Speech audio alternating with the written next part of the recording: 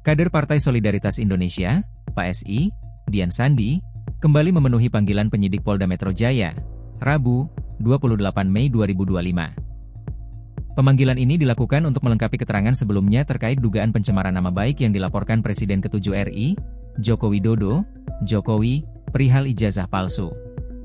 Dian mengungkapkan, dalam pemeriksaan kali ini, penyidik fokus mendalami sejumlah pernyataannya di media, seperti dalam tayangan podcast dan acara televisi, yang dinilai relevan dengan laporan tersebut. Menurut Dian, unggahannya terkait ijazah Jokowi di media sosial pada 1 April merupakan bagian dari polemik yang kini tengah ditangani kepolisian. Ia mengaku mendapatkan informasi soal keaslian ijazah tersebut langsung dari Jokowi langsung saat pertemuan pribadi di Solo. Terkait pemeriksaan, dia menyebut tidak ada pertanyaan baru dari penyidik. Pemeriksaan hanya untuk melengkapi dokumen yang sebelumnya belum diserahkannya. Ia menegaskan kesiapannya untuk terus bekerja sama dalam proses hukum ini.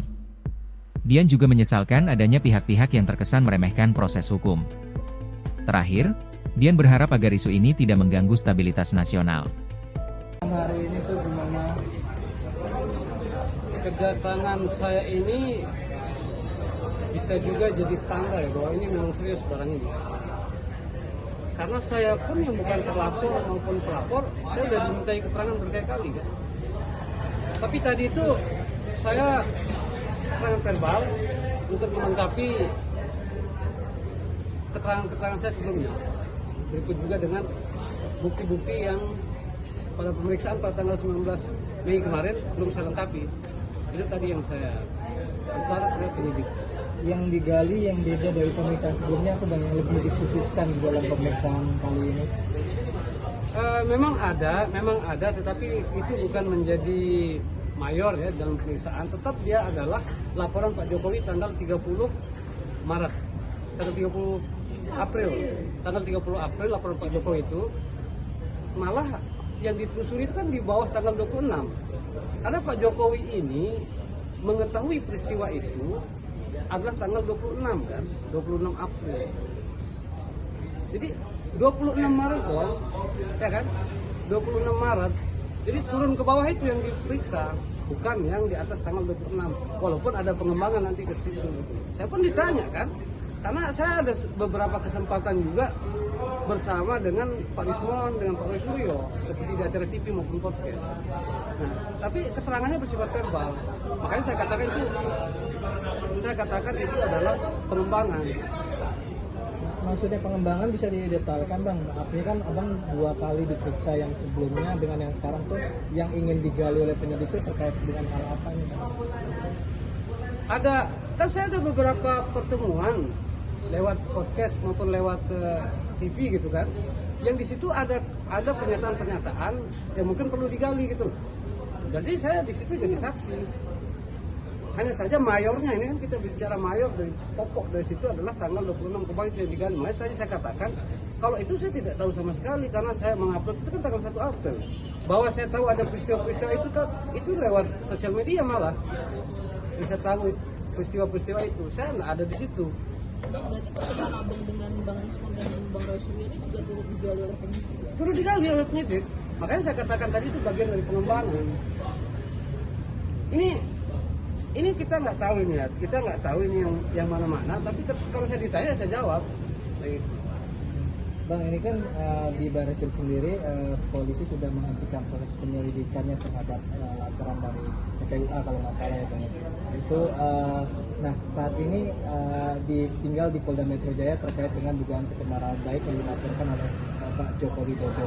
Nah, dari hasil pemeriksaan tadi apakah bisa disampaikan Bang, adakah perkembangan usai laporan di Barreskrim dinyatakan dihentikan gitu?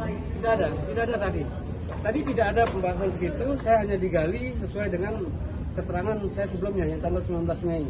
Itu pun digali itu karena ada beberapa dokumen atau dalam bentuk flash disk itu yang belum saya serahkan waktu itu.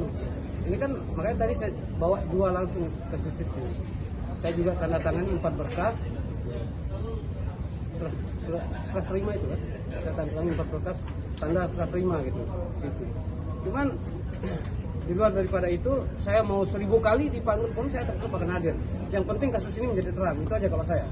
Jangankan 2 kali, 1000 kali panggil, saya akan hadir. Yang penting kasus ini menjadi terang. Karena ini menjadi pembelajaran kita bersama agar ke depan itu nanti kita tidak mudah berbasis, misalkan kita mengatakan itu hasil penelitian, hasil ini apa segala macam, agar kita tidak boleh lagi menginjak-injak harkat dan martabat orang lain. Dan tadi juga sempat ditunjukkan nggak sih Bang barang bukti yang diserahkan oleh Pak Joko Widodo di dalam laporan ini? Saya tidak ditunjukkan. Ada identiknya nggak Bang dengan ijazah yang Abang upload di media sosial? Kalau ijazah yang saya upload itu kan memang kemarin waktu pertemuan dengan Pak Jokowi yang di Solo, kan beliau yang menyampaikan, lebih saya tentunya, bahwa memang itu ijazahnya. Kemudian oleh Bareskrim kan sudah dinyatakan bahwa ijazah beliau itu asli. Jadi memang hanya berputar di situ-situ saja itu. Yang saya posting sudah diakui sama pemiliknya, yang Bareskrim juga sudah mengakui bahwa Pak Jokowi itu asli ijazahnya gitu. Itu waktu pertemuan Abang kemarin ke Solo ya, yang Iya, yang waktu bersama Pak Jokowi kemarin, itu kan saya ke sana meminta maaf. Saya minta maaf sama Bapak. Kemudian selanjutnya itu bukan ngobrol, itu saya hanya mendengar cerita-cerita dari beliau. Beliau kan, saya kan banyak tahu teman-teman Pak Jokowi. Jadi itu saja. mungkin bisa diceritakan Bang pada saat pertemuan itu apa aja sih Bang yang disampaikan oleh Pak Jokowi kepada Abang? Ya tentu banyak yang disampaikan, tapi kan ada yang boleh diceritakan, ada yang tidak. Yang disampaikan dia soal ijazah itu, karena beliau kan juga mengulang memori beliau waktu kuliah, waktu KKN dan lain sebagainya kan. Bahkan beliau kan mengatakan, karena pada zaman itu, pada zaman Kabupaten Boyolali itu kan nggak seperti hari ini administratifnya. Jadi banyak mekar-mekar desa apa segala macam, sehingga beliau mungkin agak kesulitan mengingat itu desa-desa, kan desa juga terpecah jadi berapa gitu. Kalau desa zaman dulu beliau ingat, nama kecamatan aja beliau ingat itu. Cuman desa-desa kan banyak pecah-pecahnya, bisa. Kalau dulu satu desa itu bisa jadi 20 desa hari ini. Pecah-pecah kan, mekar gitu lah. Bang, untuk hari ini berapa pertanyaan tadi Bang yang diajukan oleh penyidik? Tidak ada pertanyaan tambahan, itu hanya keterangan verbal. Tidak ada tambahan dari 25 yang tanggal 19 Mei. Itu hanya keterangan-keterangan verbal aja untuk melengkapi yang saya sampaikan sebelumnya. Kenapa saya harus melengkapi itu? Karena di polisi itu tidak boleh kita kirim-kirim lewat WA kan. Jadi kan ketika ini kurang, ya balik lagi, masukin lagi prestis gitu. Bang, mempertegas kembali berarti artinya ijazah yang Abang upload di media sosial dengan ijazah yang disampaikan Pak Jokowi di Bareskrim itu ada kesamaan dan benar persis. Saya tidak ngerti kalau istilah-istilah yang identik, autentik apa segala macam. Tapi ini kan pernyataan Pak Jokowi yang saya kutip, bahwa beliau mengatakan bahwa memang itu ijazahnya, kan itu kalimat beliau. Itulah ijazahnya. Lalu kalau pernyataan Bareskrim, beliau mengatakan bahwa ijazah yang dimiliki oleh Pak Jokowi identik atau autentik bahasa kemarin itu. Tapi kan menurut bahasa pers adalah asli ya. Jadi itu. Download Tribun X sekarang. Menghadirkan lokal menjadi Indonesia.